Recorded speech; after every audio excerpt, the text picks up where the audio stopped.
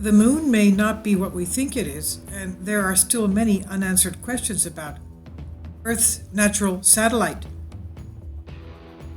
It's not out of the question that artifacts of these visits still exist, or even that some kind of base is maintained, possibly automatically, within our solar system to provide continuity for successive expeditions.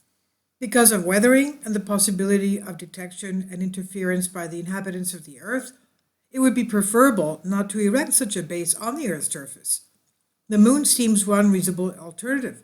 Forthcoming high-resolution photographic reconnaissance of the moon from space vehicles, particularly of the backside, might bear these possibilities in mind. This is a quote from Carl Sagan. Controversy has surrounded the moon for a very long time. We have leaks, research, and information from some very credible sources that have, over the span of decades, been relaying to the public that our moon is not what we think it is, and that there's also some type of extraterrestrial presence on the moon. One example would be the testimony of Colonel Ross Dietrichson, who was responsible for maintaining the inventory of the nuclear weapons stockpile for the United States. He had a long stint with the U.S. Atomic Energy Commission.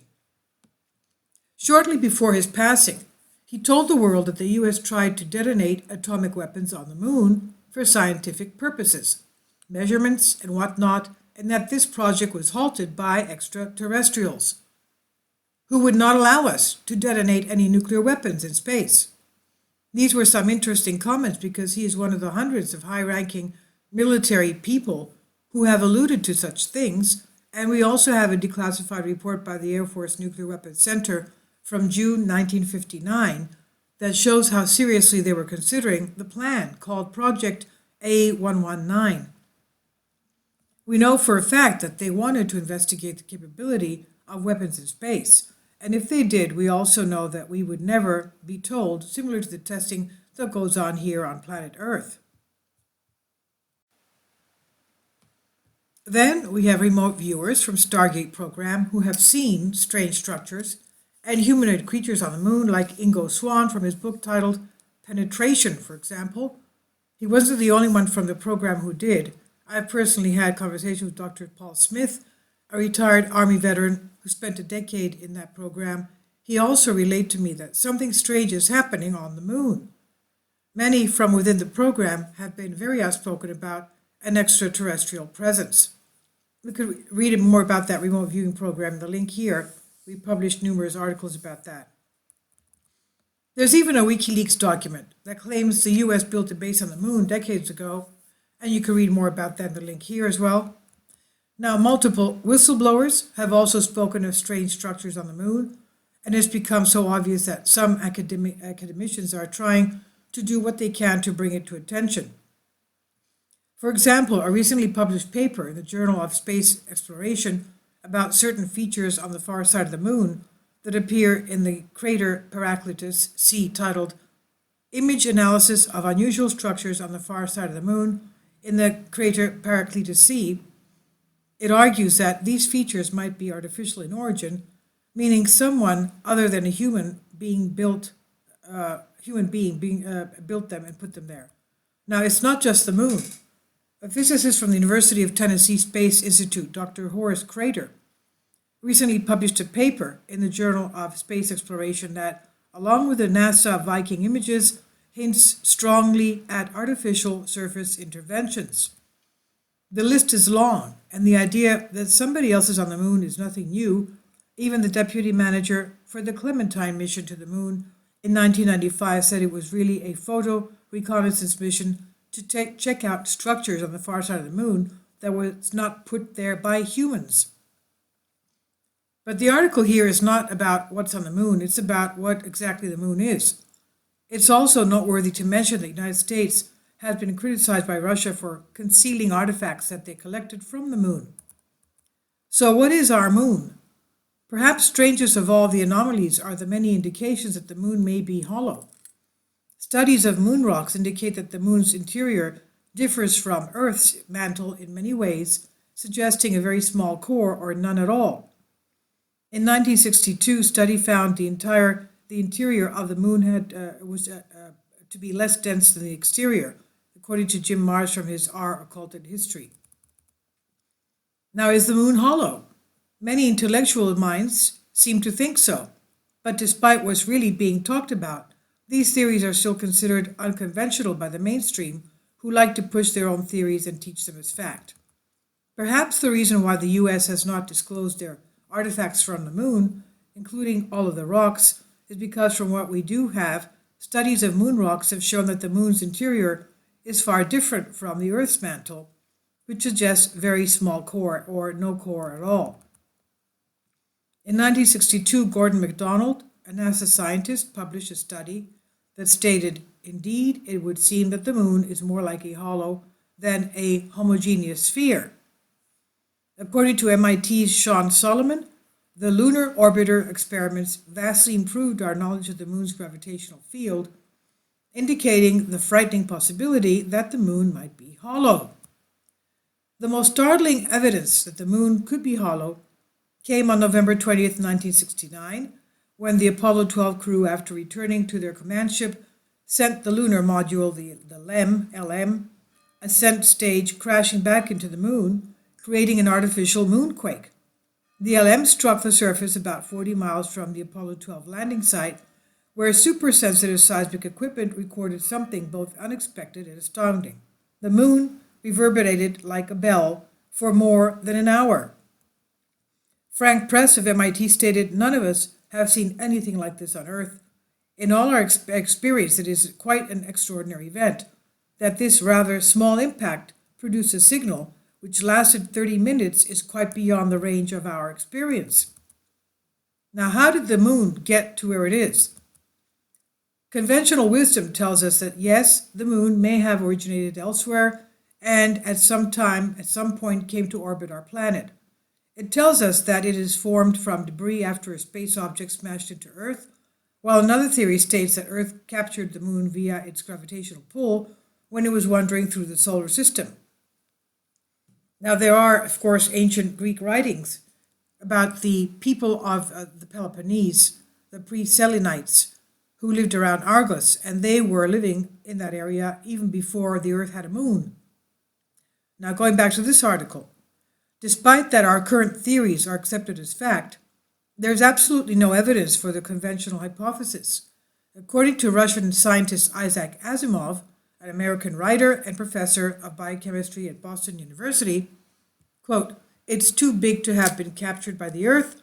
The chances of such a capture having been effected and the moon then having taken up nearly circular orbit around our Earth are too small to make such an eventuality credible," he said. Asimov also emphasized that, quote, "We cannot help but come to the conclusion that the moon, by rights, ought not to be there. The fact that it is one of those strokes of luck almost too good to accept," end quote. Another member of the Soviet Academy of Sciences, Vasin and Cherbakov in 1970, run by the Russian government, published an article titled, "Is the Moon the Creation of Alien Intelligence?" This article offered another explanation of how the moon may have been created. This seems to be a better hypothesis because there's actually a considerable amount of evidence that points towards something suspicious happening on the moon. NASA scientist Robert Brett said, "It's easier to explain the non-existence for the moon than its existence." And Erwin Shapiro, Harvard astrophysicist, claimed the best explanation for the moon is observational error. The moon does not exist. So think about it. The moon is in a nearly perfect circle when it comes to its origin, all the while being synchronized with its period of evolution, so one side always faces our Earth. As Marrs points out, quote, "This circular orbit is especially odd, considering that the moon's center of mass lies more than a mile closer to the Earth than its geometric center. This fact alone should produce an unstable, wobbly orbit, much as a ball with its mass off-center will not roll into a straight line." Now, where did the Sumerians, were they onto something? Many within this field are really into ancient Greek and ancient Sumerian lore. Take Apollo 12 astronaut Al Worden, for example, who made some very interesting comments about the Sumerians as well as extraterrestrial life in a live interview. In the late 1960s, a senior scientist from the Planetary Science Institute, William Kenneth Harmon, stated he believes that the moon results from a collision between Earth and another body at least the size of Mars. This became known as the Big Whack theory, and it correlated to the story told in ancient Sumerian tablets. According to several interpretations of Sumerian tablets, most notably from Zechariah Sitchin's more than 4 billion years ago, a large watery world called Tiamat was in orbit between Mars and Jupiter. Nibiru, a planet that supposedly enters into our solar system once every 3,600 years, called Tiamat, caused Tiamat to crack under gravitational stress. Tiamat was cracked in half when one of Nibiru's moons knocked into it, which also knocked a large portion of Mars. This is very interesting because recently scientists have confirmed that Mars used to be a very watery world, an Earth-like planet. There are even large amounts of evidence for ancient life on Mars before what appears to be a dramatic climate shift. Scientists hypothesized that the climate shift was a result of a large collision. A larger chunk of Tiamat became planet Earth. So it's interesting to make that connection. But back to the moon. It's important to remember that something had to put the moon at or near its present circular pattern around our Earth, just as an Apollo spacecraft circling the Earth every 90 minutes, while 100 miles high, has to have a velocity of roughly 18,000 miles an hour to stay in orbit. So something had to give the moon the precisely required velocity for its weight and altitude. The point, and this is one seldom noted in considering the origin of the moon, is that it is extremely unlikely that any object would just stumble into the right combination of factors requiring to stay in orbit. Something had to put the moon at its altitude, on its course, and at its speed. The question is, what was that something? This is what Mars asks. So it's hard to believe that the precise and stationary orbit of our moon is simply a coincidence.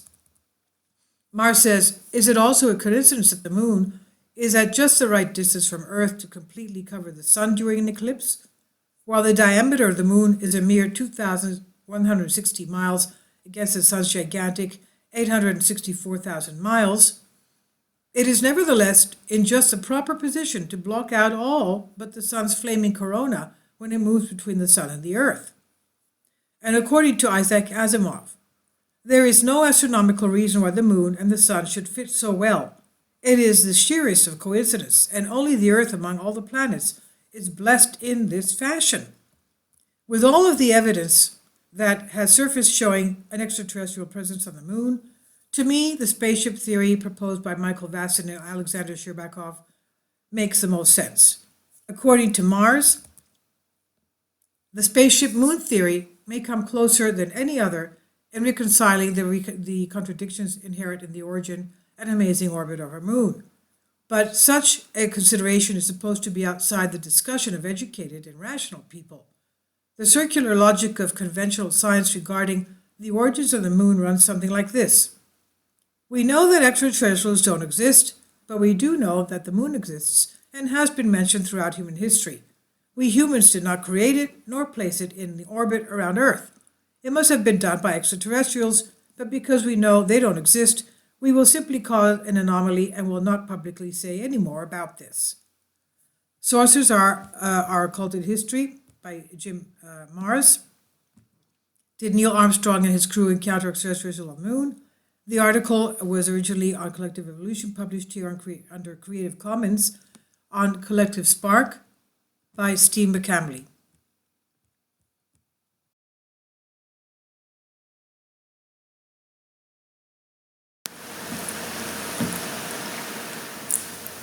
If you'd like to join me on my Patreon account, you will hear content not covered by mainstream media.